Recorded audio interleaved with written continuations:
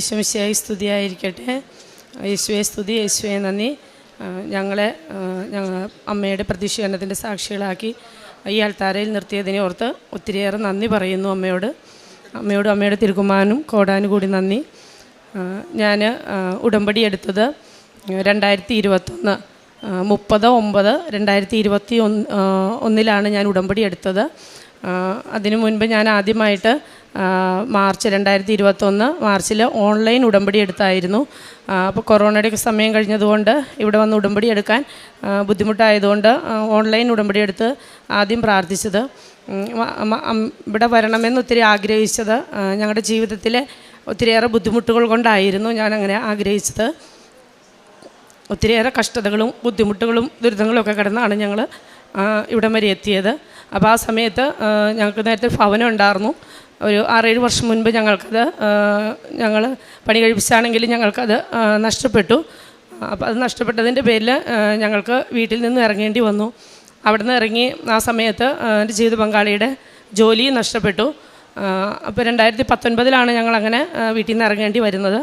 ആ സമയത്ത് കുഞ്ഞുങ്ങളെ പോറ്റാനൊക്കെ ബുദ്ധിമുട്ട് കാരണം ഞങ്ങൾ ഒരു ഹോട്ടലെടുത്ത് അതിൽ ഞാനും എൻ്റെ ജീവിത പങ്കാളിയും കൂടെ ജോലി ചെയ്തു. രാവും പകലും ഇല്ലാണ്ട് ഒരു 5-6 മാസത്തിൽ ജോലി ചെയ്ത് കഴിഞ്ഞപ്പോഴാണ് കൊറോണയുടെ ഇത് കാരണം അതും നിന്നുപോയി. അപ്പം അങ്ങനെയൊക്കെ ഇരുന്ന സമയത്ത് ഞങ്ങൾക്ക് ജീവിക്കാൻ എങ്ങനെ ഒരു മാർഗ്ഗമില്ല, എന്ത് ചെയ്യുന്നുള്ള ആ ബുദ്ധിമുട്ടിൽ ഇരിക്കുമ്പോൾ എനിക്ക് ഇങ്ങനെ കൃപാസനത്തെക്കുറിച്ചും ഇവിടെ അമ്മയെക്കുറിച്ചും എനിക്കറിയായിരുന്നു.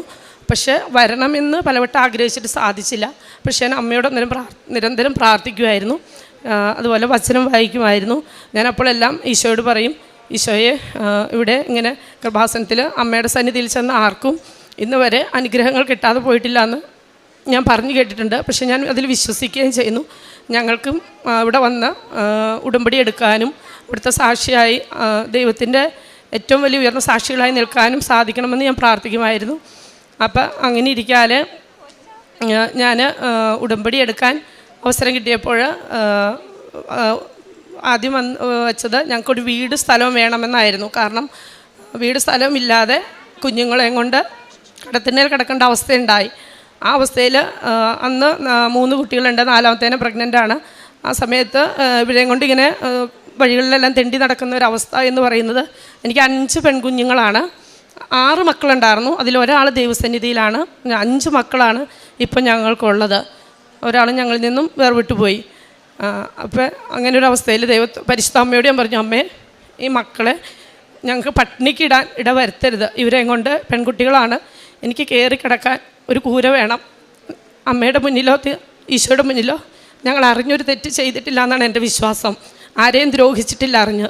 അതുകൊണ്ട് തന്നെ ഞങ്ങളെ സഹായിക്കണമെന്ന് നിരന്തരം പ്രാർത്ഥിക്കുമായിരുന്നു. അങ്ങനെ എനിക്കിവിടെ 2021 വന്ന് ഉടമ്പടി എടുക്കാൻ സെപ്റ്റംബർ മാസത്തിൽ വന്ന് ഉടമ്പടി എടുത്തു. ഉടമ്പടി എടുക്കാൻ വരാൻ നേരത്ത് ഞാൻ അമ്മയോട് ആദ്യം പറഞ്ഞത്, ഞങ്ങൾ വാടകയ്ക്ക് ഒരു കോളനിയിൽ താമസിക്കുകയാണ്. നല്ല വീടൊന്നും അല്ല, ഒരു കുടിലാണ്, ഒരു ഷെഡാണ്. അതിനകത്ത് താമസിക്കുമ്പോൾ ഞാൻ പറഞ്ഞു, അമ്മേ ഞാൻ വന്ന് ഉടമ്പടി എടുക്കുമ്പോൾ ആദ്യം എനിക്ക് ഒത്തിരി പ്രശ്നങ്ങളുണ്ട്, പക്ഷേ എൻ്റെ ആഗ്രഹങ്ങൾ ആദ്യം സാധിച്ചു തരണ്ട. എന്നോട് ഒരു 3-4 കുട്ടികൾ അവരുടെ വിവാഹമൊക്കെ നടക്കാതെ പ്രായമൊക്കെ കഴിഞ്ഞിട്ട് വളരെ വിഷമിച്ച് നിൽക്കുന്ന അവസ്ഥയിൽ എന്നോട് കരഞ്ഞുകൊണ്ട് പറഞ്ഞു, ചേച്ചി അങ്ങനെ കല്യാണം നടക്കുന്നില്ല, ഭയങ്കര ബുദ്ധിമുട്ടാണെന്ന് പറഞ്ഞു. അപ്പോൾ ഞാൻ അമ്മയോട് പറഞ്ഞത്, അമ്മേ ഞാൻ ഇവിടെ വന്ന് ആദ്യമായിട്ട് ഉടമ്പടി എടുക്കാൻ വരുമ്പോൾ എൻ്റെ ആഗ്രഹങ്ങൾ സാധിച്ചു തരണ്ട ആദ്യം, പക്ഷേ അവരുടെ ആഗ്രഹങ്ങൾ ആദ്യം സാധിച്ച് തന്നുകൊണ്ട് ദൈവമഹത്വം ആദ്യം ഞങ്ങൾക്ക് വെളിപ്പെടുത്തി തരണമേ എന്ന് ഞാൻ പ്രാർത്ഥിച്ചു. ഇവിടെ വന്ന് ഞാൻ ഉടമ്പടിയിൽ അത് നിയോഗം വെച്ചപ്പോൾ അവരുടെ കാര്യങ്ങൾ പറഞ്ഞ് പ്രാർത്ഥിച്ച് ഇവിടുന്ന് കൃപാസനം പത്രം കൊണ്ടുവന്ന് ഞാൻ ആ കുഞ്ഞിൻ്റെ കൈ കൊടുത്തിട്ട് പറഞ്ഞു, മോൻ ഒന്നുകൊണ്ടും വിഷമിക്കേണ്ട, കൊച്ചിൻ്റെ ആഗ്രഹം പോലെയുള്ള ഒരു വിവാഹം പരിശുദ്ധ അമ്മ തീർച്ചയായിട്ടും സാധിച്ചു തരും എന്ന് പറഞ്ഞു. ഞാൻ പത്രവും കൈ കൊടുത്തു. അവർ അക്രൈസ്തരാണ്. പക്ഷേ ആ കുഞ്ഞത് ഞാനും അത്രയും പ്രതീക്ഷിച്ചില്ല. കാരണം ഞാൻ പറഞ്ഞത് എന്തുകൊണ്ടാണെന്നും എനിക്കറിയില്ല. പക്ഷേ ഒരു 15 ദിവസത്തിനുള്ളിൽ ആ കുഞ്ഞിൻ്റെ വിവാഹകാര്യം പെട്ടെന്ന് വരികയും ആ കുഞ്ഞ് ഉദ്ദേശിച്ചേക്കാളും ഒത്തിരി ഇതിൽ ആ കല്യാണം നടക്കുകയും ചെയ്തു. ഞാനിത് ആദ്യം പറയുന്നത് ഞാൻ അമ്മയോട് ആദ്യം പറഞ്ഞ കാര്യമായതുകൊണ്ടാണ്. മറ്റുള്ളവർക്ക് അനുഗ്രഹം നൽകി അത് ആദ്യത്തെ സാക്ഷ്യമാവണമെന്ന് പറഞ്ഞതുകൊണ്ടാണ് ഞാൻ ആദ്യമായി ഇത് തന്നെ പറഞ്ഞത്. അതിനുശേഷം ഞാൻ പിന്നെ വന്ന് പുതുക്കിയപ്പോൾ ഞങ്ങൾക്ക് വീട് സ്ഥലവും ഇല്ലായിരുന്നു. അപ്പോൾ ആ നിയോഗവും ഞാൻ അതിൽ വെച്ചു. വീട് സ്ഥലവും നിയോഗം വെച്ചെങ്കിലും അത് അങ്ങനെ പുതുക്കും, ഓരോ പ്രാവശ്യം പുതുക്കുമ്പോഴും പുതുക്കും, പക്ഷെ സാധിച്ചു കിട്ടില്ല. അങ്ങനെ ഒരു 3-4 പ്രാവശ്യം ഞാൻ പുതുക്കി. അപ്പോഴും ഒന്നും വീടിൻ്റെ സ്ഥലത്തിൻ്റെ കാര്യത്തിനൊന്നും ഒരു തീരുമാനവും ഇല്ല. അപ്പം ഞാൻ ഓർത്തു, ഇല്ല ഇനിയിപ്പോൾ അത് വിട്ടേക്കാം. എന്തായാലും ഈശോയുടെ മുന്നിൽ കൊടുത്തു, പരിശുദ്ധ അമ്മയുടെ കരങ്ങളിൽ ഏൽപ്പിച്ചു. അപ്പോൾ ഈശോ കണ്ടിട്ടുണ്ടാവും എനിക്ക് യോഗ്യമായ സമയമല്ലായിരിക്കാം, അതുകൊണ്ടായിരിക്കും എനിക്ക് കിട്ടാതെ പോകുന്നതെന്ന് ഞാൻ വിചാരിച്ചു. അതിനുശേഷം ആരും സഹായിക്കാനില്ല, നല്ല കഷ്ടപ്പാടും ബുദ്ധിമുട്ടും, ആരും തിരിഞ്ഞു നോക്കാതെ നിന്നപ്പോഴും ഞാൻ ഓർത്തു, ഈശോയെ ആരൊക്കെ ഇല്ലെങ്കിലും നിൻ്റെ അപ്പനും അമ്മയും നിന്നെ ഉപേക്ഷിച്ചാലും ഞാൻ നിന്നെ ഉപേക്ഷിക്കുകയില്ല എന്ന് ഈശോയെ നീ പറഞ്ഞിട്ടുണ്ടല്ലോ. അതുകൊണ്ട് പരിശുദ്ധ അമ്മേനെ ഞാൻ എൻ്റെ അമ്മയായിട്ടും ഈശോയെ ഞാൻ നിന്നെ എൻ്റെ അപ്പനായിട്ടും ഞാൻ സ്വീകരിക്കുന്നു. ഇന്നീ നിമിഷം മുതൽ എനിക്ക് അച്ഛനോ അമ്മയോ ഒന്നുമില്ല, അവിടെ നിന്നാണ് എൻ്റെ എല്ലാം എന്ന് ഞാൻ ഏറ്റുപറഞ്ഞ് ഞാൻ പ്രാർത്ഥിക്കാൻ തുടങ്ങി.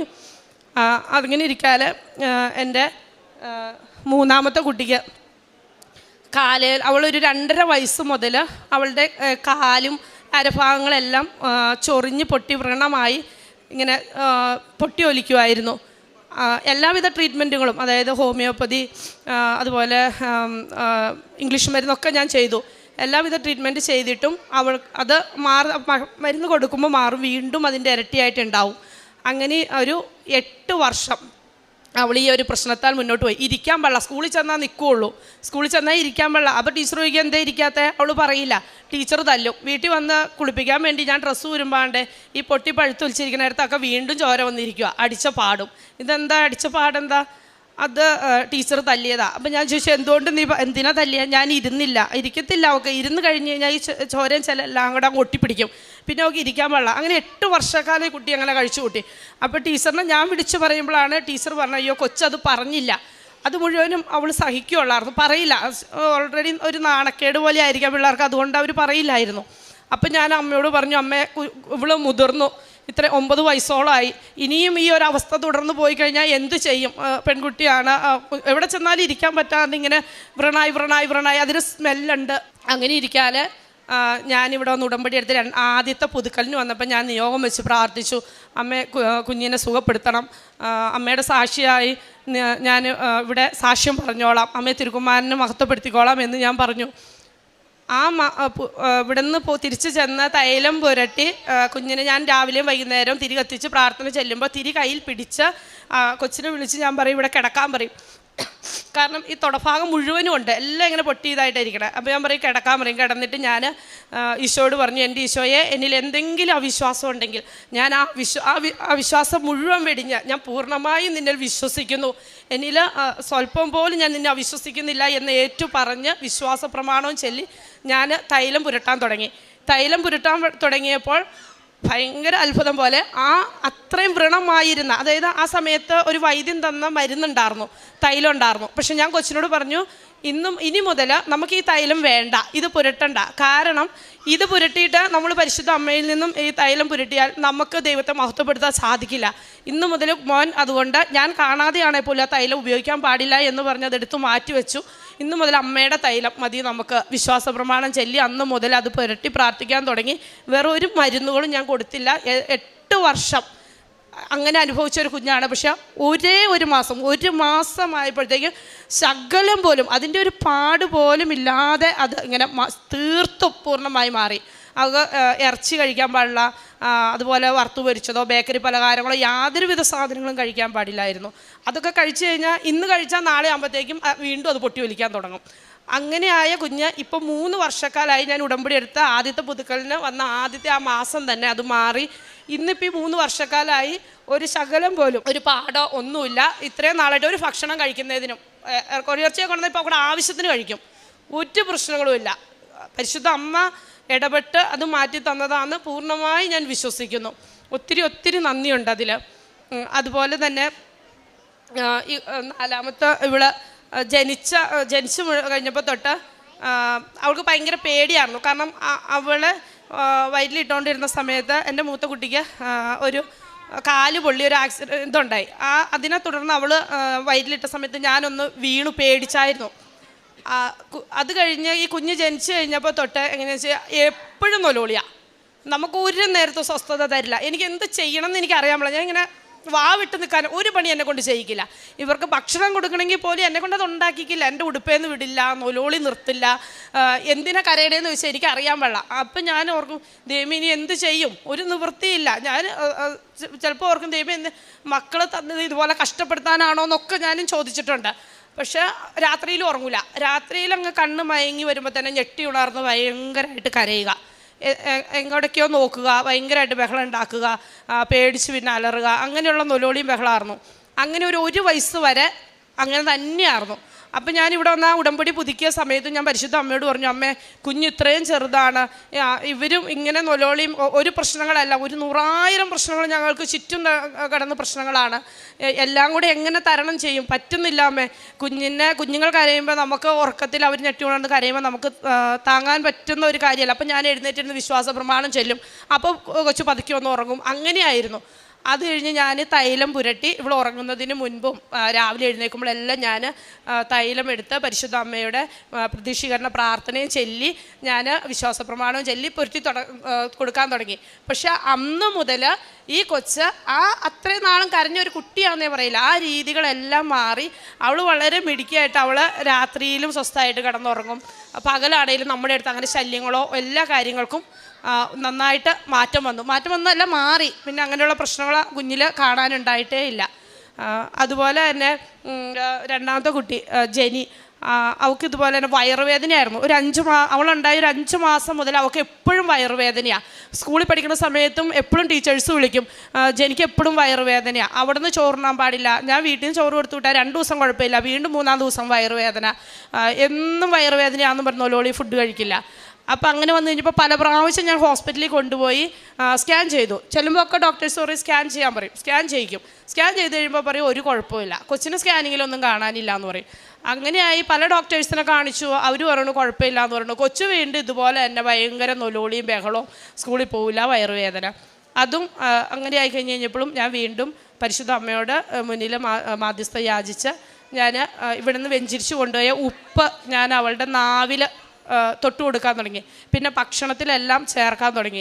അതുപോലെ തന്നെ തൈലം ഞാൻ അവളുടെ വയറ്റിൽ പുരട്ടി പ്രാർത്ഥിക്കാൻ തുടങ്ങി, വിശ്വാസ പ്രമാണം ചൊല്ലി പ്രാർത്ഥിക്കാൻ തുടങ്ങി. ഇപ്പോൾ ഒരു 2.5 വർഷത്തോളമായി അവൾക്ക് അങ്ങനെ ഒരു വയറുവേദനയുടെ പ്രശ്നമില്ല. ഈ പറയണ അങ്ങനെയുള്ള ബുദ്ധിമുട്ടുകളോ ഒന്നും ഇന്ന് വരെ, അതിന് ശേഷം 2 വർഷത്തോളമായിട്ട് ഇന്ന് വരെ അങ്ങനെ ഒരു പ്രശ്നങ്ങളും അവൾ പറഞ്ഞിട്ടുമില്ല. പിന്നെ പറയാനുള്ളതെന്ന് വെച്ചാൽ ഇവിടെ വന്ന് സാക്ഷ്യങ്ങൾ എഴുതി കൊടുത്തപ്പോൾ അച്ഛൻ എന്നോട് ചോദിച്ചു, ഇവിടെ വന്നതിന് ശേഷം കിട്ടിയ അനുഗ്രഹങ്ങളല്ല ഇതെന്ന് ചോദിച്ചു. അതേന്ന് പറഞ്ഞു. അപ്പോൾ അങ്ങനെയാണെങ്കിൽ മക്കൾക്ക് ഇതുവഴി പരിശുദ്ധ അമ്മയിൽ നിന്നും കിട്ടിയ ഒരു അനുഗ്രഹം ഉണ്ടല്ലോ, അത് എന്താണെന്ന് ചോദിച്ചു. അപ്പോൾ ഞാനിങ്ങനെ ആലോചിച്ചു, എന്താണെന്ന് എനിക്കും പെട്ടെന്ന് കിട്ടിയില്ല. അപ്പം ഞാനിങ്ങനെ വെച്ചിട്ട് പറഞ്ഞു, ഒരു കാര്യമുണ്ട്, അതായത് വേറെ ഒന്നുമല്ല, ഈ 5ാമത്തെ കുഞ്ഞ് ഇവള് ഉണ്ടാവുന്നത് നേരത്തെ എന്ന് പറഞ്ഞാൽ ഞങ്ങൾക്ക് ഭയങ്കര ബുദ്ധിമുട്ടും കഷ്ടപ്പാടുകളൊക്കെ ആയതുകൊണ്ട് 5ാമത്തെ ഒരു കുഞ്ഞിനെ സ്വീകരിക്കാൻ പറ്റിയൊരു മാനസികാവസ്ഥയല്ലായിരുന്നു.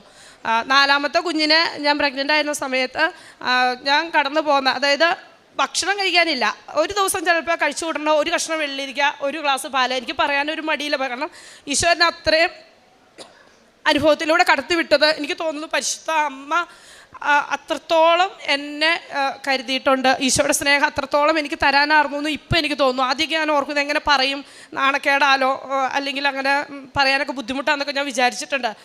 പക്ഷെ പിന്നെ എനിക്ക് മനസ്സിലായി അങ്ങനെയല്ല, ഈശോയുടെ മഹത്വമാണ് എവിടെയും വെളിപ്പെടേണ്ടതെന്ന് ഒരു ചിന്ത എൻ്റെ മനസ്സിലേക്ക് വന്നു. അപ്പോൾ ഞാൻ അങ്ങനെ പട്ടിണി ഇരുന്ന ഒരവസ്ഥ ചിന്തിച്ചു കഴിഞ്ഞാൽ 5ാമത്തെ കുഞ്ഞിനെ എനിക്ക് സ്വീകരിക്കാൻ ഭയമായിരുന്നു. കാരണം എൻ്റെ ആരോഗ്യ പ്രശ്നം, പലവിധ രോഗങ്ങൾ കടന്നു വന്നു എനിക്ക്. അപ്പോൾ 4ാമത്തെ കുഞ്ഞിൻ്റെ ഡെലിവറി സമയത്ത് കുറേ പ്രോബ്ലംസായി. അപ്പോൾ എന്നോട് പറഞ്ഞു ഇനി കുഞ്ഞുങ്ങൾ വേണ്ട എന്ന് ഡോക്ടേഴ്സ് പറഞ്ഞു. കാരണം ശരീരം ഒരിക്കലും ആരോഗ്യം അതിന് അനുവദിക്കുന്നതല്ല, ഒത്തിരി വീക്കാന്ന് പറഞ്ഞു. പക്ഷേ എന്തോ അത് നിർത്തിയില്ല. പക്ഷേ 5ാമത്തെ കുഞ്ഞുണ്ടായപ്പോൾ ഞാൻ ഒന്ന് അന്താളിച്ചു അതറിഞ്ഞപ്പോൾ. കാരണം അതിനെ സ്വീകരിക്കാൻ പറ്റിയൊരു മാനസികാവസ്ഥ അല്ലായിരുന്നു സത്യത്തിൽ ഞങ്ങൾക്ക്. കാരണം ഹസ്ബൻഡിന് ജോലിയുടെ പ്രശ്നമുണ്ട്.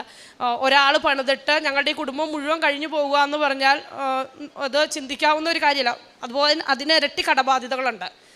ഞങ്ങൾ ആദ്യം ഒരു ഭവനം പണിതതിൻ്റെ കടബാധ്യതകൾ മുഴുവൻ ഞങ്ങളുടെ തലയിലായിരുന്നു. അതെല്ലാം ഏറ്റുകൊണ്ടാണ് ഞങ്ങൾ അവിടെ നിന്ന് ഇറങ്ങി പോരേണ്ടി വന്നത്. അന്ന് ഇറങ്ങി പോന്നപ്പോൾ എൻ്റെ ജീവിത പങ്കാളി ചോദിച്ചു, മക്കളെ എന്താ ചെയ്യേണ്ടത്, നമുക്ക് വീട് മാതാപിതാക്കൾക്ക് കൊടുത്തേക്കണോ അതെയോ എന്താ ചെയ്യേണ്ടതെന്ന് ചോദിച്ചു. അപ്പോൾ ഞങ്ങൾ പറഞ്ഞു നമുക്ക് കൊടുത്തേക്കാം, കുഴപ്പമില്ല എന്ന് പറഞ്ഞു. അന്ന് എൻ്റെ ജീവിത പങ്കാളി ചെയ്ത ഒരു കാര്യം എന്ന് പറഞ്ഞാൽ മക്കളുടെ എല്ലാവരുടെയും കയ്യിൽ ഓരോ ബൈബിൾ വാങ്ങിക്കൊണ്ട് കൊടുത്തു. ഞാനും പ്രതീക്ഷിച്ചില്ല, പക്ഷെ മക്കളുടെ എല്ലാവരുടെയും കയ്യിൽ ഓരോ ബൈബിൾ വാങ്ങിക്കൊണ്ട് കൊടുത്തിട്ട് പറഞ്ഞു, അപ്പായി സമ്പാദിച്ചത് വീടൊക്കെ ഉണ്ടാക്കിയത് മക്കൾക്ക് വേണ്ടിയിട്ടായിരുന്നു, പക്ഷെ അത് നഷ്ടപ്പെട്ടു പോവുകയാണ്. അത് നഷ്ടപ്പെട്ടു. അപ്പായിക്ക് ഇനി മക്കൾക്ക് തരാനുള്ള ഏറ്റവും വലിയ സമ്പാദ്യം എന്ന് പറയുന്നത് ഇതാണ്, നിങ്ങളിത് സൂക്ഷിച്ചോളാൻ പറഞ്ഞാണ് എല്ലാ മക്കളുടെ കയ്യിൽ ഓരോ ബൈബിൾ വാങ്ങിക്കൊടുക്കുന്നത്. എന്നിട്ടാണ് ഞങ്ങൾ ആ കുടുംബത്തിൽ നിന്നും ഇറങ്ങിപ്പോകുന്നതും. പക്ഷെ അതിനുശേഷമാണ് ഞങ്ങൾ കൂടുതൽ ദൈവകൃപ, ഞങ്ങൾക്ക് കഷ്ടതകൾ തന്നെങ്കിലും കൂടുതൽ ദൈവകൃപ തന്നിട്ടുള്ളൂ. പലരും ഞങ്ങൾ ഇത് അകന്നുപോയി, പലരും ഞങ്ങൾ അകറ്റി നിർത്തി, ഒത്തിരി ഒറ്റപ്പെടുത്തലുകൾ കുറ്റപ്പെടുത്തലുകൾ ഒത്തിരി അനുഭവിക്കേണ്ടി വന്നു. പക്ഷെ അവിടെയെല്ലാം തെറ്റ് ചെയ്യാത്തത്രയും കാലം ദൈവം നമ്മളെ ഉയർത്തുമെന്നുള്ള ഒരു സത്യം, ആ ഒരു വിശ്വാസം മനസ്സിലുണ്ടായിരുന്നു. അത് ദൈവം സത്യമാണെന്ന് തെളിയിക്കുകയും ചെയ്തു. ഈ കുഞ്ഞിനെ അതുപോലെ തന്നെ ഉദരത്തിലുണ്ടായപ്പോൾ ഞങ്ങൾ ചിന്തിച്ചു എന്ത് ചെയ്യണം, ഞങ്ങൾക്ക് അറിയാൻ പാടില്ല ഇനി എന്ത് ചെയ്യണം. ആ ഒരു സമയത്താണ് ഞങ്ങൾക്ക് തോന്നി, ഞാൻ പ്രാർത്ഥിച്ചു, ഈശോയെ എന്ത് ചെയ്യണം എന്ന് പ്രാർത്ഥിച്ച സമയത്ത് എനിക്ക് വചനം കിട്ടി, മനുഷ്യൻ പദ്ധതികൾ വിഭാവനം ചെയ്യും, അന്തിമ തീരുമാനം കർത്താവിൻ്റെ അത്രയെന്ന്. ഈശോ എന്നോട്, ഞാൻ ബൈബിൾ എടുത്ത് വായിച്ചപ്പോൾ എനിക്ക് കിട്ടിയ വചനമാണ്. അന്ന് ഞങ്ങൾ തീരുമാനിച്ചു ഈ കുഞ്ഞിനെ കൂടി ദൈവം ഞങ്ങൾക്ക് തന്നതാണ്, എന്ത് പട്ടിണിയാണെങ്കിലും അതിനെ പോറ്റാനുള്ള കൃപ കൂടി കർത്താവ് തരുമെന്ന് വിചാരിച്ച് ഞങ്ങളതിനെ സ്വീകരിച്ചു. അതിനെ സ്വീകരിച്ച അന്ന് മുതൽ, അപ്പം അതിനു മുൻപ് ഈ കുഞ്ഞിനെ വയറ്റിൽ ഉണ്ടാവുന്ന അറിയുന്നതിന് മുൻപ് പ്രാർത്ഥനയിൽ ഞാൻ ഒരു 2-3 ദിവസം ഇങ്ങനെ രാവിലെ വൈകുന്നേരം തിരി കത്തിച്ച് പ്രാർത്ഥിക്കുമ്പോൾ പരിശുദ്ധ അമ്മയുടെ 2 കരങ്ങൾ എൻ്റെ നേർക്ക് നീണ്ടു വരുവാണ്. അതിൽ നിന്നും ഒരു റോസാപ്പൂവാണ് ആ കരങ്ങളിൽ ഇരിക്കുന്നത്. ആ റോസാപ്പൂ എൻ്റെ നേർക്ക് നീട്ടുന്നുണ്ട്. പക്ഷെ ഞാൻ 2-3 ദിവസം കാണുമ്പോൾ എനിക്ക് തോന്നിയതായിരിക്കാം, പ്രാർത്ഥിക്കുമ്പോൾ ചിലപ്പോൾ നമ്മളിങ്ങനെ പ്രാർത്ഥിക്കുമ്പോൾ തോന്നുന്നതായിരിക്കും എന്നൊക്കെ വിചാരിച്ചു. ഞാൻ ആ റോസാപ്പൂ വാങ്ങാൻ മടിച്ചു. 2-3 ദിവസം അങ്ങനെ കണ്ടപ്പോൾ പറഞ്ഞിട്ട് എന്താ വീണ്ടും ഇങ്ങനെ കാണണേ. അപ്പം ഞാൻ വീണ്ടും കണ്ടപ്പോൾ ഞാൻ പറഞ്ഞു, എൻ്റെ അമ്മേ, ഞാൻ ഇങ്ങനെയാണ് ചോദിച്ചത്, എൻ്റെ അമ്മേ, ഇനി എന്ത് ദുരന്തം എനിക്ക് ഇനി തരാനുള്ളത്, എനിക്ക് താങ്ങാൻ പറ്റില്ല, എനിക്ക് ഈ ദുരന്തം വേണ്ട. ഞാൻ അങ്ങനെ തന്നെ പറഞ്ഞു, എനിക്ക് ഈ ദുരന്തം വേണ്ട എന്ന് പറഞ്ഞു. അപ്പം അങ്ങനെ പറഞ്ഞു കഴിഞ്ഞപ്പോൾ പരിശുദ്ധ അമ്മ ചിരിച്ചുകൊണ്ട് ആ പൂ എൻ്റെ കരങ്ങളിലേക്ക് വീണ്ടും നീട്ടുക. പക്ഷെ അമ്മയുടെ ആ ചിരി ഞാൻ അറിയാതെ എൻ്റെ കൈകൾ ഇങ്ങനെ നീട്ടിപ്പോയി. എൻ്റെ പ്രാർത്ഥനാ മുറിയിൽ എൻ്റെ അമ്മയുടെ നേർക്ക് ഞാൻ അറിഞ്ഞല്ല, എൻ്റെ കൈ അറിയാതെ നീണ്ടുപോയി. ആ പൂവ് എൻ്റെ കയ്യിലേക്ക് റോസാപ്പൂ ഇട്ട് തരികയും ചെയ്തു. അത് ആ ഒരു സമയത്താണ് പെട്ടെന്ന് തന്നെ ഈ വീട്ടിൽ കുറേ പ്രശ്നങ്ങളായി. കാരണം 4-മത്തവളുടെ മേത്ത് പാല് വീണ് പൊള്ളിയിട്ട് ഈ ഒരു സൈഡ് മുഴുവൻ അങ്ങ് വെന്തിതായിപ്പോയി. അത് കഴിഞ്ഞ് ഒരാളുടെ കാലൊടിഞ്ഞു, ഒരാൾക്കാണെങ്കിൽ പനി വന്നിട്ട് കൗണ്ട് കുറഞ്ഞു പോയിട്ട് എന്ത് ചെയ്താൽ കൂടില്ല. എനിക്കാണെങ്കിൽ ഭയങ്കര ശ്വാസം മുട്ടും പ്രശ്നം, ചേട്ടനാണെങ്കിൽ പണിയില്ല, എല്ലാ പ്രശ്നവും കൂടെ ആയി കഴിഞ്ഞ സമയത്താണ്, അങ്ങനെ ഇരിക്കുമ്പോഴാണ് ഈ കുഞ്ഞ് ഉദരത്തിലുണ്ടെന്നും അറിയുന്നത്. അപ്പം ആ സമയത്ത് ഞാൻ അന്നേരം തോന്നുന്നില്ല അമ്മ തന്ന ഒരു സമ്മാനമാണ് ഇത് എന്നൊന്നും വിചാരിച്ചല്ല ഞങ്ങളിരുന്നത്. പക്ഷെ പിന്നീട് പതിയെ മനസ്സിലായി, ഓരോ കാര്യങ്ങളിലും ഈ കുഞ്ഞിൻ്റെ ഓരോ കാര്യങ്ങളിലും എൻ്റെ ജീവിത പങ്കാളിനെ 1 രൂപയ്ക്ക് വേണ്ടി ബുദ്ധിമുട്ടിച്ചില്ല. ഞാൻ അറിയും കേൾക്കില്ലാത്ത വ്യക്തികൾ വരെ എന്നെ സഹായിച്ചിട്ടുണ്ട്. പക്ഷേ ഇപ്പോഴും എനിക്കത് അറിയില്ല. പക്ഷെ അത് ഞാൻ വിശ്വസിക്കുന്നു, പരിശുദ്ധ അമ്മ തന്നെയാണ് തൻ്റെ ദിവ്യകുമാരൻ്റെ മഹത്വത്തിന് വേണ്ടി ഓരോ കാര്യങ്ങൾ എനിക്ക് ചെയ്തു തന്നതെന്ന്. കുഞ്ഞിൻ്റെ പേര് ജർമേൻ റോസ് ജിജോ എന്നാണ്. ഞാൻ റോസ് എന്ന് പേരിട്ടത് എനിക്ക് പിന്നീട് എൻ്റെ മനസ്സിൽ തോന്നി, പിന്നീടാണ് എനിക്കത് ബോധ്യപ്പെടുന്നത്, ഈ കുഞ്ഞിനെ അമ്മ തന്ന ആ റോസാപ്പൂവായിരുന്നു ഈ കുഞ്ഞെന്ന്. അപ്പോൾ എൻ്റെ മൂത്ത കുട്ടിയുണ്ട്, അവളിപ്പോൾ +2, അവൾ വന്നിട്ടില്ല. അവൾ എന്നോട് പറഞ്ഞു, അമ്മയുടെ കയ്യിൽ റോസാപ്പൂ അല്ലേ തന്നേ, എന്നാൽ അമ്മ വിഷമിക്കേണ്ട, പെൺകുഞ്ഞ് തന്നെ അമ്മയെന്ന് പറഞ്ഞു. മൂത്തോളം എന്നോട് പറഞ്ഞത് പെൺകുട്ടി തന്നെ അമ്മയെന്ന് പറഞ്ഞു. അപ്പോൾ ഞാൻ പറഞ്ഞു, കുഴപ്പമില്ല, പെൺകുട്ടിയാണേലും കുഴപ്പമില്ല, ദൈവം തന്നല്ലേ, അപ്പോൾ അതിന് പോറ്റാനുള്ള മാർഗവും ദൈവം തരുമെന്ന് പറഞ്ഞു. പക്ഷെ ഇവള് ജനിച്ചതിന് ശേഷമാണ് ഞങ്ങൾക്ക്, അതായത് ഈ ഉടമ്പടി എടുത്ത് ഇപ്പം ഇത് 4-ാം വർഷമാണ്. ഈ കുഞ്ഞ് ഉദരത്തിലുണ്ടായതിനു ശേഷമാണ് ഞങ്ങൾക്കൊരു, ഞാൻ പറഞ്ഞു വീട് സ്ഥലമില്ല എന്ന് പറഞ്ഞല്ലോ, ഞാൻ അതിലേക്ക് വന്ന കുഞ്ഞ് ഉദരത്തിലായതിനു ശേഷമാണ് ഞങ്ങൾക്കൊരു സ്ഥലത്തിൻ്റെ കാര്യം വന്നത്. 1 രൂപ പോലും ഞങ്ങളുടെ കയ്യിലില്ല, കടവും ബാധ്യതയും മാത്രമേ ഞങ്ങൾക്കുള്ളൂ. അത് വാങ്ങാനൊന്നും യോഗ്യരും അല്ല, അതിനുള്ള കഴിവും ഞങ്ങൾക്കില്ല. പക്ഷേ ആ സ്ഥലം വാങ്ങുകയും ഈ കുട്ടിയുടെ 1 വയസ്സായ അന്ന് അവിടെ ആ സ്ഥലത്ത് ഞങ്ങൾക്ക് പെരയ്ക്ക് തറയിടുകയും ചെയ്തു. അപ്പം ഞാൻ ഈ സ്ഥലം കിട്ടിയപ്പോൾ ഈ സ്ഥലത്ത് ഇവിടുന്ന് തിരി ഞാൻ കൊണ്ടുപോയി കത്തിച്ച് പ്രാർത്ഥിക്കുമായിരുന്നു. അതുപോലെ ഹാനാമെള്ളം തളിച്ച് വിശ്വാസപ്രമാണം ചൊല്ലി പ്രാർത്ഥിക്കും. കാരണം അതിനകത്ത് പിന്നെ ഒരു ഭവനം വരണമല്ലോ, എങ്ങനെ വരും എന്ത് വരുമെന്ന് എനിക്കറിയില്ല. പക്ഷേ ഈ ഭവനം കിട്ടുന്നതിന് മുൻപും ഇതുപോലെ തന്നെ പ്രാർത്ഥിക്കുമ്പോൾ എനിക്ക് കാണാം പരിശുദ്ധ അമ്മയുടെ കരങ്ങളിൽ, ഒരു കരങ്ങളിൽ കുറേ സമ്പത്ത്, കുറേ സ്വർണ്ണം തന്നെ, ഒരു കരങ്ങളിൽ ഒരു ഭവനം, 2 കരങ്ങൾ എൻ്റെ നേർക്ക് നീണ്ടുവരിക. അങ്ങനെ കണ്ടു കഴിഞ്ഞപ്പോൾ ഞാൻ സത്യം പറഞ്ഞു കഴിഞ്ഞാൽ വേറെ ഒന്നും ആലോചിച്ചില്ല, ഞാൻ ആ ഭവനം ചാടി മേടിച്ചു. എനിക്ക് സമ്പത്തിലേക്ക് എനിക്ക് തോന്നിയില്ല, എനിക്ക് ഭവനമായിരുന്നു മനസ്സിലായി, അതുകൊണ്ട് എനിക്ക് ചാടി ഭവനം മേടിച്ചു. പക്ഷെ ഞാൻ എന്നിട്ട് ചേട്ടയോട് പറഞ്ഞു, ചേട്ടി ശരിയോ തെറ്റോന്നൊന്നും എനിക്കറിയില്ല, പക്ഷെ ഉറപ്പായിട്ടും നമുക്കൊരു ഭവനം കിട്ടും. അപ്പോഴും ഈ സ്ഥലത്തിൻ്റെ കാര്യം ഒന്നും വന്നിട്ടില്ല, ഒരു എന്താ പറയുക, യാതൊരു സ്വപ്നത്തിൽ പോലും ഉള്ളൊരു കാര്യമല്ല. പക്ഷേ ഞാൻ പറഞ്ഞു ഉറപ്പായിട്ടൊരു ഭവനം കിട്ടും, എവിടെ നിന്ന് കിട്ടും എങ്ങനെ കിട്ടും ഇതൊന്നും എനിക്കറിയില്ല, പക്ഷേ ഒരു സ്ഥലവും കിട്ടും ഭവനവും കിട്ടും എന്ന് ഉറപ്പാന്ന് പറഞ്ഞു. പക്ഷെ അപ്പോഴും ചേട്ടി ഒന്ന് ചിരിച്ചു എൻ്റെ നേരമൊക്കെ, കാരണം ഈ എങ്ങനെ കിട്ടാൻ ഒരു മാർഗ്ഗം ഇല്ലാത്തവരത് എവിടെ നിന്ന് കിട്ടാനാന്നോർത്ത് ഒന്ന് ചിരിച്ചു.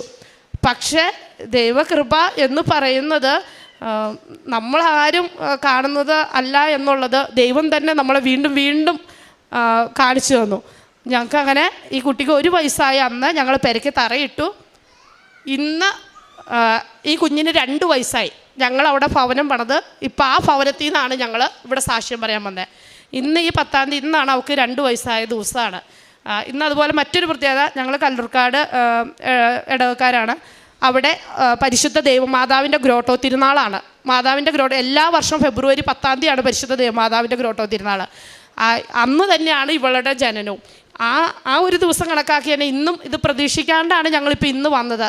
ഞാൻ കുറച്ച് താമസിച്ചപ്പോൾ സാക്ഷ്യം പറയാൻ വന്നതൊക്കെയാണ്, പുതുക്കാൻ വന്നതും. പക്ഷേ മിനിങ്ങാന്ന് ശനിയാഴ്ചയാണ് എൻ്റെ ജീവിതകാലം, തിങ്കളാഴ്ച എനിക്ക് സൗകര്യമൊക്കെ നമുക്ക് അന്ന് കൃപാസനത്തിൽ പോകാം, പുതുക്കാനുണ്ടല്ലോ എന്ന് പറഞ്ഞു. പക്ഷേ ഇവിടെ വന്നപ്പോഴാണ് ഇങ്ങനെയുള്ള ചിന്തകളൊക്കെ വന്നത്. ഓ ദൈവമേ, അമ്മേ, ഇന്നാണല്ലോ കുഞ്ഞ് ജനിച്ചിന്ന് 2 വർഷമായി, ഇന്ന് തന്നെ സാക്ഷ്യം പറയാൻ ഞങ്ങൾക്ക് ഒരു ഭവനം കിട്ടാനും. അപ്പം ഞാനോർത്തത് കിട്ടില്ല എന്ന് പറഞ്ഞിരുന്ന കാര്യം, പക്ഷെ അതിലേക്ക് ഒത്തിരി കൃപയോടെ ഞങ്ങളെ ദൈവം ഇവിടം വരെ കൊണ്ടെത്തിച്ചു. പരിശുദ്ധ ദൈവമാതാവിനും ഈശോയ്ക്കും കോടാനുകോടി നന്ദി. കാരുണ്യ പ്രവർത്തികൾ, ഞാൻ പത്രം വാങ്ങി, ഞാൻ ആദ്യമൊക്കെ പത്രം വാങ്ങി കൊടുക്കുമ്പോൾ എനിക്കൊരു മടിയുണ്ടായിരുന്നു.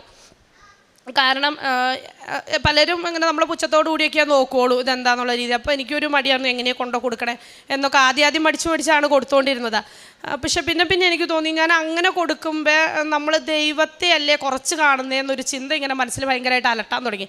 അപ്പം എനിക്ക് അത്രയും ധൈര്യമുള്ള കൂട്ടത്തിലൊന്നും അല്ല, നല്ല ഭയമുള്ള കൂട്ടത്തിലാണ്. പക്ഷെ അപ്പം ഞാൻ പിന്നെ ധൈര്യം സമ്പാദിച്ചാൽ ഈശോയോട് പറഞ്ഞു, ഈശോയെ എനിക്ക് നല്ല ടെൻഷനുണ്ട്, നിൻ്റെ മഹത്വം ഉയർന്ന് കാണണമെന്ന് ആഗ്രഹമുണ്ട്, പക്ഷെ എനിക്ക് അത്ര ധൈര്യം പോരാ പത്രം കൊടുക്കാനൊക്കെ എന്ന് ഞാൻ വിചാരിച്ചു. പക്ഷേ എനിക്കറിയില്ല, പക്ഷെ എൻ്റെ മനസ്സിൽ തോന്നി, നീ വേറെ ഒന്നിനും അല്ലല്ലോ, എൻ്റെ മഹത്വത്തിന് വേണ്ടിയല്ലേ നീ ചെയ്യുന്നത്. ആ ഒരു ധൈര്യം എൻ്റെ മനസ്സിലേക്ക് തോന്നാൻ തുടങ്ങിയപ്പോൾ ഞാൻ പത്രം കൊണ്ടുവന്ന് എല്ലാവർക്കും ധൈര്യത്തോടെ ഞാൻ സാക്ഷ്യം പറഞ്ഞ ആ സമയത്ത് എനിക്ക് ഒത്തിരി കാര്യങ്ങളൊന്നും പറയാനില്ല, പക്ഷേ എന്നാലും ഞാൻ പറയും ഈശോ, കാരണം ഒത്തിരി കാര്യങ്ങളിൽ നമ്മളുടെ എല്ലാ അവസ്ഥകളിലും നമ്മളെ താങ്ങി സഹായിച്ചു കൊണ്ടുപോകുന്നത് നമുക്ക് ശരിക്കും അനുഭവിച്ചറിയാൻ പറ്റുമായിരുന്നു.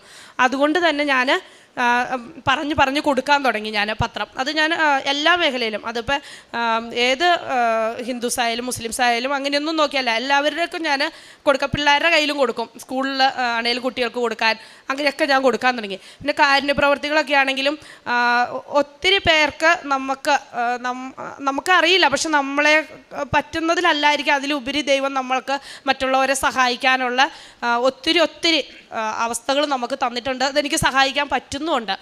അതുപോലെ തന്നെ ദൈവവചനം വായിക്കാനും, അത് പറഞ്ഞപ്പോൾ ഒരു കാര്യം, ദൈവവചനം വായിക്കാൻ ഞാൻ വീടൊക്കെ കിട്ടുന്നതിന് മുമ്പ് ഞാൻ ഇതുപോലെ എല്ലാ ദിവസവും ഞാൻ വചനം വായിക്കാറുണ്ട്. എൻ്റെ 4-ാമത്തോളം ഞാൻ പറഞ്ഞില്ല പട്ടിണി ഇരുന്നെങ്കിലും, പക്ഷേ ഞാൻ വചനം വായിക്കുമായിരുന്നു. അതായിരുന്നു എൻ്റെ ഭക്ഷണം. സത്യം പറഞ്ഞു കഴിഞ്ഞാൽ അതായിരുന്നു എൻ്റെ ഭക്ഷണം, വചനം വായിക്കുമായിരുന്നു. പക്ഷേ ഞാനിങ്ങനെ വചനം വായിച്ചപ്പോൾ എനിക്ക് എൻ്റെ മനസ്സിൽ തോന്നുവാണ്, വചനം നീ വായിച്ചാൽ പോരാ, നീ അത് എഴുതണം എന്ന് എൻ്റെ മനസ്സിൽ തോന്നുവാണ്. അപ്പം ഞാൻ ഇതിനെ ഇങ്ങനെ തോന്നണേ എഴുതണം. അപ്പോൾ ചുമ്മാ തോന്നണയായിരിക്കും, എഴുതണം എന്ന് പറഞ്ഞാൽ എങ്ങനെ 73 പുസ്തകത്തിൽ ഏത് പുസ്തകം എഴുതാനാ? ഈ കൊച്ചുങ്ങളും നൊലകുളി ബഹളം വചനം വായിക്കണം തന്നെ എങ്ങനെയാണെന്ന് ഈശോയ്ക്ക് മാത്രമല്ലേ അറിയാവുള്ളൂ ഈശോയെ എന്നൊക്കെ അങ്ങനെ പറയാം. 2-3 ദിവസം അങ്ങനെ വീണ്ടും എൻ്റെ മനസ്സിൽ വചനം വായിക്കണം എന്ന് വന്നപ്പോൾ ഞാനിങ്ങനെ ഈശോയോട് പറഞ്ഞു, എന്ത് ചെയ്യും, ഞാൻ ഏത് പുസ്തകം എഴുതുമെന്ന് പറഞ്ഞപ്പോൾ എൻ്റെ ഉള്ളിലിരുന്ന് ആരോ പറയുന്നതൊക്കെ എന്നോട് എൻ്റെ ഉള്ളിലിരുന്ന് പറയുകയാണ്, ഏശയ്യ എന്ന് പറയുകയാണ്. അപ്പോഴും ഞാൻ ഓർത്തു കഴിഞ്ഞ് ഒട്ടും പ്രതീക്ഷിക്കാത്തൊരു കാര്യം, ഏശയ്യ എന്ന് പറഞ്ഞ് എന്തായിരിക്കും എന്നൊക്കെ ഓർത്തു. പക്ഷേ വീണ്ടും എൻ്റെ മനസ്സിൽ അത് വരാൻ തുടങ്ങിയപ്പോൾ ഞാൻ ബൈബിൾ എടുത്ത് ഈശോയുടെ അടുത്ത് നിന്ന് ഞാൻ പറഞ്ഞു, എൻ്റെ ഈശോയെ, ഞാൻ ഈ പുസ്തകം ഈ ബൈബിൾ തുറക്കുമ്പോൾ എനിക്ക് ഏത് അധ്യായമാണോ എഴുതാൻ കിട്ടുന്നത് അത് നീ എന്നോട് എഴുതാൻ പറഞ്ഞതായി ഞാൻ കണ്ട് ഞാൻ ആ പുസ്തകം ഞാൻ എഴുതുമെന്ന് പറയും. അപ്പം ഞാൻ ഈ വീടിനെ സമർപ്പിച്ചാണ് പ്രാർത്ഥിക്കുന്നത്. അങ്ങനെ പറഞ്ഞു കഴിഞ്ഞപ്പോൾ പ്രാർത്ഥിച്ച് ഞാൻ ബൈബിൾ എടുത്ത് തുറന്നതും എനിക്ക് കിട്ടിയ അധ്യായം എന്ന് പറയുന്നത് ഏശയ്യയുടെ ഫസ്റ്റ് ഫ്രേസ് ആമുഖം തന്നെ എനിക്ക് കിട്ടിയത്.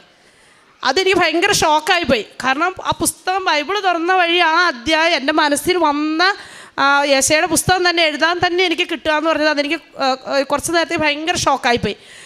അതിനുശേഷം ഞാൻ എഴുതാൻ തുടങ്ങി. വചനം എഴുതാൻ തുടങ്ങി. അന്നാണ് ഇതുപോലെ 2 വർഷം മുൻപ് ഫെബ്രുവരി 9 രാത്രിയിൽ എഴുതാൻ തുടങ്ങി. അന്നാണ് ഈ കുഞ്ഞിൻ്റെ ജനനം. അന്ന് രാത്രിയിലാണ് ഹോസ്പിറ്റലിൽ ഈ കുഞ്ഞിൻ്റെ ജനനം. അന്ന് തൊട്ട് ആ വചനം എഴുതാൻ തുടങ്ങി. 66 അധ്യായം എഴുതി പൂർത്തീകരിച്ച ആ സമയത്ത് ഈ പെരയുടെ പണിയും പൂർത്തീകരിച്ച് ഞങ്ങൾക്ക് കയറി താമസിക്കാൻ പറ്റി. അപ്പോൾ അതുകൊണ്ട് വചനം വായിക്കുകയും എഴുതുകയും എത്രത്തോളം നമുക്ക് ചെയ്യാമോ അത്രത്തോളം കൃപ ദൈവം നമ്മൾക്ക് തരികയേ ഉള്ളൂ എന്ന ബോധ്യം കൂടി പരിശുദ്ധ അമ്മ വീണ്ടും ഞങ്ങൾക്ക് തന്നു. അപ്പോൾ കൂടുതൽ ഞങ്ങളെ ദൈവകൃപയിൽ ആശ്രയിച്ച് നിർത്തിയതിൽ ഒത്തിരി നന്ദി. അതുപോലെ എൻ്റെ കൈക്ക് ഈ കുഞ്ഞുണ്ടായി കഴിഞ്ഞപ്പോൾ ഈ കൈക്ക് ഹോസ്പിറ്റലിൽ വെച്ചിട്ട് സിസ്റ്റേഴ്സ് ഒരു ഇഞ്ചക്ഷൻ എടുത്തതാണ്. അപ്പോൾ ഇഞ്ചക്ഷൻ എടുത്തു കഴിഞ്ഞപ്പോൾ അന്ന് അസഹനീയമായ വേദനയായിരുന്നു. അപ്പോൾ ഞാനത് ഒരു ഇഞ്ചക്ഷൻ എടുത്ത് ഇത്ര വേദന എടുക്കുമെന്ന് ഓർത്തു. ആ എല്ല് അപ്പോൾ ഞാനൊരു 2 ദിവസം കഴിയുമ്പോൾ മാറുമായിരിക്കും എന്ന് ഓർത്തു. പക്ഷേ വീട്ടിൽ വന്നു ഓരോ ദിവസം ചെല്ലും തോറും ആ വേദന കൂടുന്നതല്ലാണ്ട് കുറയുന്നില്ല. പിന്നെ എനിക്ക് ഈ കൈക്ക് കൊച്ചിനെ പോലും എനിക്ക് എടുക്കത്തില്ല. കൊച്ചിനെ കൈ എടുക്കുമ്പോൾ എൻ്റെ കൈ വെട്ടി കൊച്ച് താഴത്തേക്ക് പോവുക. അങ്ങനെ വേദന കൂടി വന്നപ്പോൾ ഞാൻ ഹോസ്പിറ്റലിൽ ചെന്നു. സർജനെയൊക്കെ കാണിച്ചു. അവരൊക്കെ കുറേ മരുന്ന് തന്നു. അതുപോലെ സ്കാൻ ചെയ്യുകയൊക്കെ ചെയ്തു. അതൊക്കെ ചെയ്താൽ കുഴപ്പമില്ല, മാർക്കുകൾ പറഞ്ഞ് പല പ്രാവശ്യം മരുന്ന് വാങ്ങിയതല്ലാതെ എൻ്റെ കൈയുടെ വേദന മാറിയില്ല. അതിനുശേഷം ഒരു 9 മാസത്തോളം അങ്ങനെ ഞാൻ ആ വേദന കടിച്ച് പിടിച്ച കണ്ണുനീര് വരും, അത്ര വേദനയാണ്.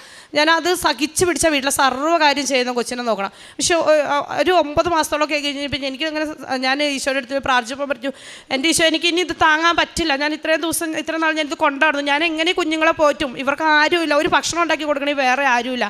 ഞാൻ എങ്ങനെ ഇവരുടെ കാര്യങ്ങൾ നോക്കും? എൻ്റെ ഈ കൈയുടെ വേദന എനിക്ക് അസഹനീയമാണ്. പരിശുദ്ധ അമ്മ പറയണം, തിരുക്കുമാരനോട് പറയണം, എൻ്റെ കൈ സുഖപ്പെടുത്തി തരാൻ പറയണം, അല്ലാതെ ഞാൻ എന്താ ചെയ്യുക എന്ന് പറഞ്ഞ് ഞാൻ പ്രാർത്ഥിച്ച് ഞാൻ വേഗം അവിടെ നിന്ന് തൈലം എടുത്തിട്ട് ഞാനിങ്ങനെ കയ്യിൽ കുരിശ് വരച്ചോണ്ട് ആ വേദനയുള്ള ഈ ക്രിസ്ത്യ എല്ലിൻ്റെ ഭാഗത്ത് കുരിശ് വരച്ചോണ്ട് വിശ്വാസ പ്രമാണം ചെല്ലാൻ തുടങ്ങി. ഞാനങ്ങനെ കുറച്ച് നേരം വിശ്വാസ പ്രമാണം ചെല്ലി തുടങ്ങിയപ്പോൾ എൻ്റെ കൈയുടെ ഈ ഭാഗത്ത് ആരോ ഇരുന്നിങ്ങനെ നമ്മൾ സർജറി ചെയ്യില്ലേ, കുത്തി തുന്നി സർജറി ചെയ്യുന്ന പോലെ ഇവിടെ ഇരുന്നിങ്ങനെ പ്രവർത്തിക്കാൻ തുടങ്ങി. അപ്പം ഞാൻ ഇതെന്താ എൻ്റെ കൈയുടെ ഇവിടെ ഇരുന്ന് ഇങ്ങനെ പ്രവർത്തിക്കണേന്ന് ഓർത്തു. കുറച്ച് നേരം ഞാൻ നോക്കിയപ്പോൾ നമുക്ക് കാണാം അവിടെ ഇങ്ങനെ ആ ഭാഗം ശരിക്കും ഇങ്ങനെ ഇരുന്നിട്ട് ഇങ്ങനെ ആരോ ഇങ്ങനെ പ്രവർത്തിക്കുന്ന മാതിരി ഇങ്ങനെ ഇരുന്ന് ചെയ്തുകൊണ്ടിരിക്കുക. എനിക്ക് ശരിക്കും കാണാം. ഞാൻ ആ സമയത്തെല്ലാം പിന്നെ ഞാൻ ദൈവത്തെ സ്തുതിക്കാൻ തുടങ്ങി. ദൈവത്തെ അങ്ങനെ സ്തുതിച്ച് ഞാൻ കുറച്ച് കഴിഞ്ഞപ്പോൾ എനിക്ക് അപ്പോൾ ഈ സർജറി ചെയ്യണ പോലെ സമയത്ത് അത്യുഗ്രം വേദനയാണ്. നമുക്ക് ഈ പച്ചിറച്ചിക്കകത്തൊക്കെ സൂചി കുത്തി കയറ്റി വലിക്കണ വേദനയാണ് നേരം ഈ സമയങ്ങളിലെല്ലാം. അങ്ങനെ കുറച്ച് സമയം കഴിഞ്ഞപ്പോൾ ആ വേദന പതിയെ അങ്ങ് കുറഞ്ഞു. ആ വേദന കുറഞ്ഞ് കഴിഞ്ഞപ്പോൾ അത് കഴിഞ്ഞപ്പോൾ തൊട്ട് ഞാൻ ഓരോ കാര്യങ്ങൾ ചെയ്യേണ്ട. സത്യം പറഞ്ഞാൽ ഞാൻ അത് കഴിഞ്ഞ് ഈ വേദന കുറഞ്ഞ് കഴിഞ്ഞപ്പോൾ ഞാൻ അതിൻ്റെ കാര്യം മറന്നുപോയി. ഒരു 2 ആഴ്ചയൊക്കെ കഴിഞ്ഞപ്പോൾ ഞാൻ ഈ കൈ കൊണ്ടൊക്കെ ഓടിച്ചാടി കിടന്നൊക്കെ ചെയ്യുന്നപ്പോൾ എന്നോട് ചേട്ടൻ ചോദിച്ചു, നിൻ്റെ കൈക്ക് കുഴപ്പമൊന്നുമില്ല എന്ന് ചോദിച്ചു. ഞാൻ സത്യം പറഞ്ഞാൽ അന്നേരം ഞാൻ ശ്രദ്ധിക്കണം, എൻ്റെ കൈ പൂർണ്ണമായി സുഖപ്പെട്ടു. അങ്ങനെ ഒരു വേദന ഉണ്ടായിരുന്നു അങ്ങനെ ഒരു ഇതുണ്ടായിരുന്നു പോലും എൻ്റെ കയ്യിലില്ല. അപ്പോഴാണ് എനിക്ക് മനസ്സിലായത് അത് ദൈവം തന്നെയായിരുന്നു എൻ്റെ കയ്യിൽ പ്രവർത്തിച്ചതെന്നും ആ വേദന എടുത്തു മാറ്റി തരാൻ ചെയ്ത ആ സർജറി. അപ്പം ഞാൻ ഈശോയോട് ഇങ്ങനെ പറഞ്ഞായിരുന്നു, ഈശോയെ ഞാൻ ഒത്തിരി ഡോക്ടേഴ്സിൻ്റെ അടുത്ത് പോയി, പക്ഷേ ഏറ്റവും വലിയ വൈദ്യൻ അവിടെ നിന്നാണല്ലോ, അവിടെ നിന്ന് കഴിഞ്ഞിട്ടല്ലേ ബാക്കി വൈദ്യന്മാരുള്ളൂ. അപ്പോൾ അവിടത്തേക്ക് സാധിക്കും, അങ്ങേക്ക് അസാധ്യമായിട്ടൊന്നുമില്ല, എനിക്കതിൽ പൂർണ്ണ വിശ്വാസമാണ്, അങ്ങേക്കാ വലിയൊരു വൈദ്യനില്ല എന്ന് പറഞ്ഞാണ് ഞാൻ പ്രാർത്ഥിച്ചത്. പക്ഷെ എന്താണേലും ആ വിശ്വാസം എന്നെ ദൈവം കൂടുതൽ ദൃഢപ്പെടുത്തുകയും എന്നെ സംരക്ഷിക്കുകയും ചെയ്തു. ഇവിടെ സാക്ഷിയാവാൻ ഈ ദിവസങ്ങളിൽ തിരഞ്ഞെടുത്തിന്ന് വരാൻ പറ്റിയതിനും ഒത്തിരി ഈശോയ്ക്കും പരിശുദ്ധ അമ്മയ്ക്കും കോടാനുകോടി നന്ദി. ഈ അൾത്താരയിൽ കയറാനുള്ള ഭാഗ്യം ലഭിച്ചതിന് ഒത്തിരി നന്ദി പറയുന്നു. സങ്കീർത്തനങ്ങൾ 40:5. ദൈവമായ കർത്താവ്, അങ്ങ് എത്ര അത്ഭുതങ്ങൾ ഞങ്ങൾക്ക് വേണ്ടി പ്രവർത്തിച്ചു. ഞങ്ങളുടെ കാര്യത്തിൽ അവിടുന്ന് എത്ര ശ്രദ്ധാലുവായിരുന്നു. അങ്ങേക്ക് തുല്യനായി ആരുമില്ല. ഞാൻ അവയെ വിവരിക്കുവാനും പ്രഘോഷിക്കുവാനും തുനിഞ്ഞാൽ അവ അസംഖ്യമാണല്ലോ. ടിൻഡു ജിജോ എന്ന ഈ മകളും കുടുംബവും വലിയ സന്തോഷത്തോടു കൂടി പരിശുദ്ധമ്മയുടെ തിരുനടയിൽ അവരുടെ കുടുംബത്തിന് ലഭിച്ച വലിയ അനുഭവങ്ങളെ സാക്ഷ്യപ്പെടുത്തുകയാണ്. നമ്മൾ കഴിഞ്ഞൊരു അരമണിക്കൂറായി ഈ മകളുടെ വാക്കുകൾ കേട്ടുകൊണ്ടിരിക്കുകയാണ്.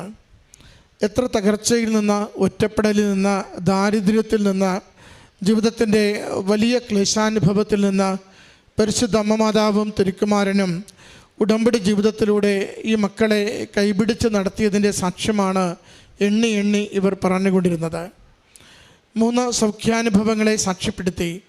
ആദ്യത്തെ മകളുടെ അലർജിയുടെ രോഗം തൈലാഭിഷേകം, തൈലം പൂശി പ്രാർത്ഥിച്ചതിലൂടെ സുഖപ്പെട്ടത്. മറ്റൊരു മകളുടെ വയറുവേദന വളരെ കലശലായി ദുഃഖം അനുഭവിച്ചത്, അത് തൈലം പൂശി സൗഖ്യപ്പെട്ടത്. സഹോദരിയുടെ കയ്യിലുണ്ടായ 9 മാസത്തോളം നീണ്ടുനിന്ന തീവ്രമായ വേദന, അത് ഈശോ തന്നെ തുന്നി സൗഖ്യപ്പെടുത്തും വിധം തൈലം പൂശിയപ്പോൾ അത് വേദന മാറി സൗഖ്യപ്പെട്ടത്. പ്രത്യേകിച്ച് ആദ്യം സൂചിപ്പിച്ച മകളുടെ ആ അലർജി രോഗം മൂലം ഏറെ ക്ലേശം മകൾ അനുഭവിച്ചു. ആരോടും പറയാനാവാത്തത് മൂലം ശിക്ഷണ നടപടികൾ സ്വീകരിച്ചു.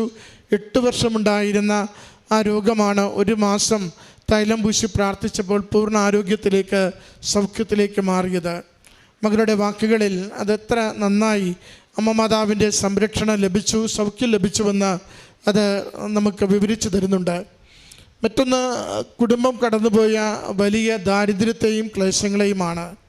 അത് സ്വന്തമായിട്ട് ഉണ്ടായിരുന്ന ഭവനം അത് നഷ്ടപ്പെട്ടു പോയതും, പിന്നീട് വാടക വീടുകളിൽ കയറി ഇറങ്ങിയതും, ഭവനം സ്വപ്നം കാണാൻ പോലും ആകാതിരുന്ന നാളുകളിൽ അമ്മ മാതാവ് സ്വപ്നത്തിലൊരു ഭവനം കരങ്ങളിൽ വെച്ച് നീട്ടി കൊടുക്കുന്നതും, അത് സ്വീകരിക്കുമ്പോൾ അത് പിന്നീട് ഭൂമിയും ഭവനവുമായി കൺവേർട്ട് ചെയ്യപ്പെടുന്നതിനെയും മകൾ വാക്കുകളിലൂടെ സാക്ഷ്യപ്പെടുത്തി. അതോടൊപ്പം തന്നെ ഒരു കുഞ്ഞിനെക്കുറിച്ച് ചിന്തിക്കുവാൻ പോലും ആകാതിരുന്ന ദാരിദ്ര്യത്തിൻ്റെ ദിവസങ്ങളിലാണ് മകളുടെ കൈകളിലേക്ക് അമ്മ മാതാവ് കരങ്ങളിൽ റോസപ്പൂ നീട്ടുന്നതും, അത് എന്തെന്നറിയാതെ ഇനിയും ദുരന്തങ്ങളാണോ എന്ന് ക്ലേശിച്ച് സങ്കടപ്പെട്ട നാളുകളിൽ അത് അമ്മ മാതാവ് ചിരിച്ചുകൊണ്ട് റോസപ്പൂ നീട്ടുന്നതായി കാണുകയും, അത് കരങ്ങളിൽ കരം നീട്ടി സ്വീകരിക്കുമ്പോൾ അത് ഉദരത്തിലൊരു ശിശുവായിരുന്നുവെന്നും 5ാമത്തെ കുഞ്ഞിനെ ഉദരത്തിൽ സന്തോഷത്തോടെ സ്വീകരിച്ച നിമിഷം മുതൽ ജീവിതത്തിൻ്റെ കാര്യങ്ങളെല്ലാം അമ്മ മാതാവ് ക്രമീകരിച്ചു കൊടുക്കുന്നു. അവിടെ ആ സമയത്ത് സ്ഥലം സ്വന്തമാക്കി നൽകുന്നു, ഭവനത്തിൻ്റെ നിർമ്മാണം തുടങ്ങുവാനുള്ള വഴികൾ തുറന്നു കൊടുക്കുന്നു, ദാരിദ്ര്യങ്ങൾ മാറിപ്പോകുന്നു. കുഞ്ഞിനെ ഗർഭം ധരിച്ച നാൾ മുതൽ അതിൻ്റെ ശുശ്രൂഷയുടെ ഓരോ കാര്യങ്ങളും ഓരോരുത്തരിലൂടെ ക്രമീകരിച്ചു കൊടുക്കുന്നു.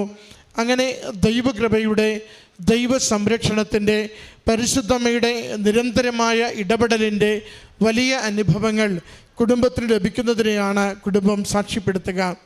ഇന്ന് 2 വയസ്സ് ആ ഏറ്റവും ഇളയ കുഞ്ഞിന് പൂർത്തീകരിക്കുമ്പോൾ ഈ 2 വർഷത്തിനുള്ളിൽ എത്രയോ വലിയ അനുഗ്രഹങ്ങൾ അമ്മയിൽ ആശ്രയിക്കുകയും അമ്മ മാതാവിൽ ശരണപ്പെട്ട് പ്രാർത്ഥിക്കുകയും ഉടമ്പടിയിൽ ജീവിക്കുകയും ചെയ്തതിലൂടെ കുടുംബത്തിന് ലഭിച്ചുവെന്ന് ഈ കുടുംബം ഒരുപോലെ സാക്ഷ്യപ്പെടുത്തുകയാണ്. മൂത്ത മകളെക്കുറിച്ചും ഒരു സാക്ഷ്യം അവർ സാക്ഷികൂടാരത്തിൽ പങ്കുവച്ചു. അല്പം കുസൃതിയൊക്കെയുള്ള ഒരു മകളായിരുന്നു.